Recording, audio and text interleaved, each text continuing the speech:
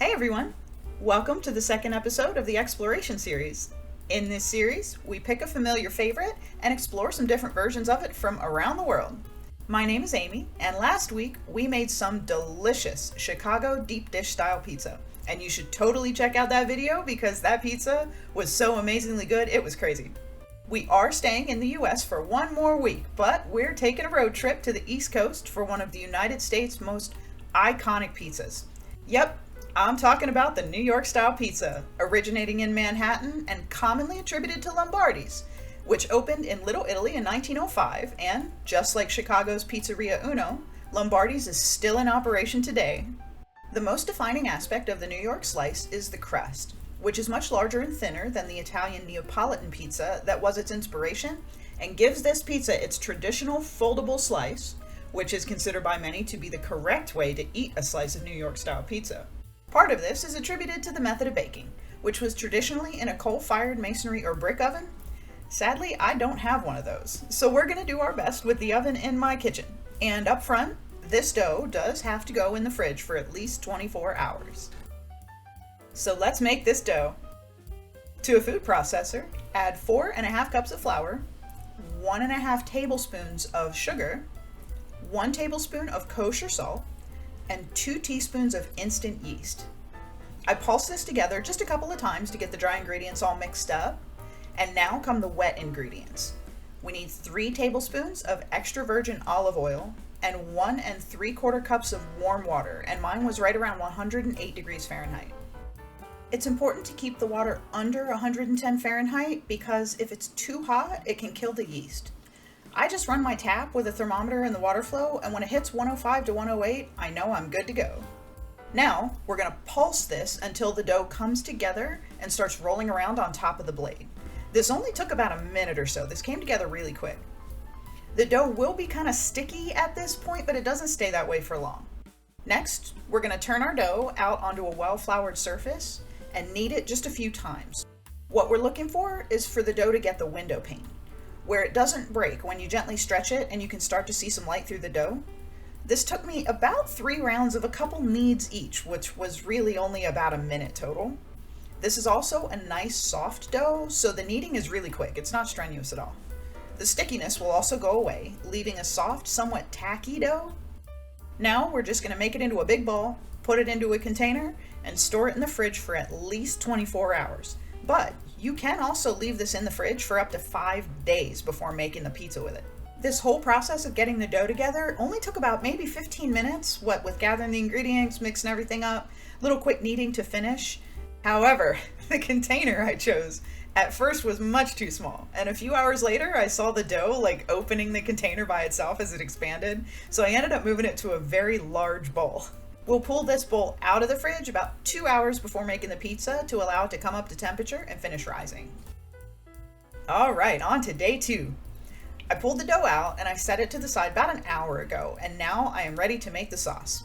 And this is probably the best pizza sauce I've ever had, so I so highly recommend whipping this up, even if you use it on a different pizza dough.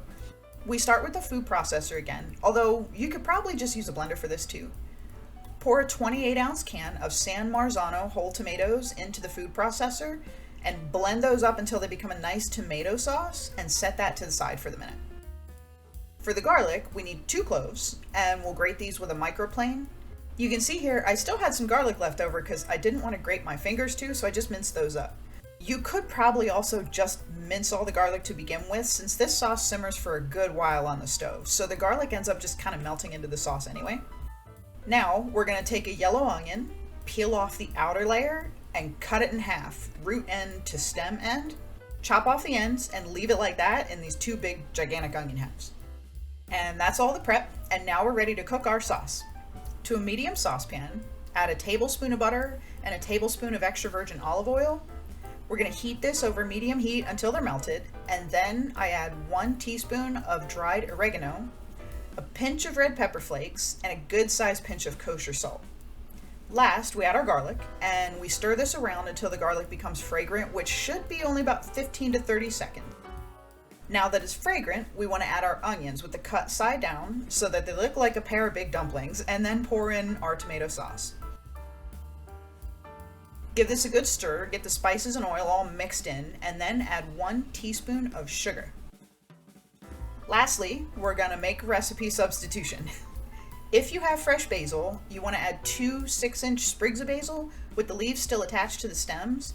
Unfortunately, the fresh basil I had started getting these black spots on it, so I had to substitute with dried. I added about 1/2 to 3/4 of a teaspoon, and that ended up being perfect. Give this another stir, and now we want to bring this to a simmer. We want this to bubble away for up to an hour because we want it to reduce to almost half of what it is now. I also stirred this periodically because the onions did tend to want to stick to the bottom of the pan. While the sauce is happily just bubbling away over there and the dough is finishing its proof, I'm gonna get my mozzarella cheese all shredded up. You could use pre-shredded cheese, but it has anti-clumping stuff on it like cellulose or potato starch, and that stuff can make the cheese gritty when it melts. So I'm using my food processor again, and I'm shredding up a full 1-pound block of cheese. I threw some cling wrap over this and just popped it into the fridge so it can stay cold till I need it. As you can see here, our sauce is reducing nicely, but it is a little messy. That tomato sauce just loves to pop and splatter, so please be careful and don't burn yourself if you make this. When it's reduced and it looks like a nice thick tomato sauce, it's time to pull it off that heat. We're gonna take out the onions, and they will be slippery and not want to leave, so I just kind of picked out the pieces when the onions started to break apart. While the Chicago style has an almost chunky sauce, this New York style pizza sauce is thick but very smooth with no chunks of tomato, no onion, no anything beyond those flavorful spices in it. You can also check the sauce for salt at this time and add more if necessary. Mine was perfect though, and it didn't need anything beyond that good sized pinch that I put in at the beginning. Now back to our dough, and it's time to get this dough all stretched out for our gigantic pizza. I turned out the dough onto a well-floured surface, and now this is a process because this pizza is huge and I don't want to tear my dough. I started by using my knuckles to begin relaxing the dough, and I also used a rolling pin to just kind of help shape this out. When it was flattened out and round, I picked it up and I got a gravity assist by draping the dough over my knuckles and just slowly spinning the dough in my hands while letting it hang down and stretch from its own weight. This took several rounds because I've never tossed pizza dough before, so there was a bit of a learning curve, but it was fun and we had some laughs while we were trying to get this dough to become a ginormous disc without any holes in it. Once we got it to a good size, then it was time to get it onto this big pan that I had, and you can see that it was trying to pull back again. So I ended up just using my rolling pin and keep it stretched out on the pan, and eventually we did get there. I also used my meat tenderizer to perforate the dough a little because I don't want any gigantic bubbles in the middle of the pizza. I don't have a perforator like one of those rolly ones, so this was a workaround and it worked great. We also want to preheat the oven to 500 degrees at this point, or as high as it goes if your oven doesn't go to 500. Alright, now let's get this pizza assembled. Unlike the Chicago deep dish, a New York style pizza is traditional in that the sauce goes underneath all the toppings and cheese. So I'm spreading a nice good layer of sauce and topping it with about 3/4 of my cheese. If I was just making a cheese or a pepperoni pizza, I would just dump all the cheese on the bottom right away. But we're making half of this as a meat lever pie, so I want some cheese for the top of that half to hold those toppings on. For that, we have pepperoni, ham, some pre-cooked sausage, crumbled bacon. That pizza, even uncooked, just looks beautiful. Now we're gonna get it in the oven, and this pizza almost didn't fit in my oven. It's gonna bake for about 15 minutes or until the crust is nice and golden and puffed up around the edges. And this is the final, staggeringly beautiful product.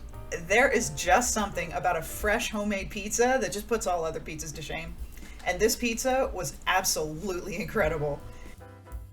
As you can see here, this thing was so big that my pizza cutter was too short for it. I guess it's time to get another little rolly cutter, because I'm definitely making this thing again. One thing though, and this is probably user error, the crust puffed up more than I thought it would, so it wasn't as thin as a New York style pizza should be. However, this is my first time ever making this style of pizza, and the crust was still perfectly soft and foldable, while still having that crispness that the New York pizza is known for. And in true New York pizza tradition, one slice was more than enough. Thank you so much for watching this week's Explorations New York Style Pizza. Please like and subscribe if you enjoyed this video. It really helps out my channel. And leave a comment if you enjoyed this, or if you make this. I would love to know what you think about the video or the pizza if you try it out. Also, I upload fun recipes every Sunday, so please check out those videos for some wonderful home-cooked amazingness, as well as watching me learn how to garden in the southern Arizona desert, which is like an extreme sport all by itself. Stay tuned next Wednesday for another episode of Explorations. We're leaving the New World and heading back to Europe to try our hand at making pizza from the place where pizza was born. Have a wonderful week, and let's do some more exploring next Wednesday. Bye!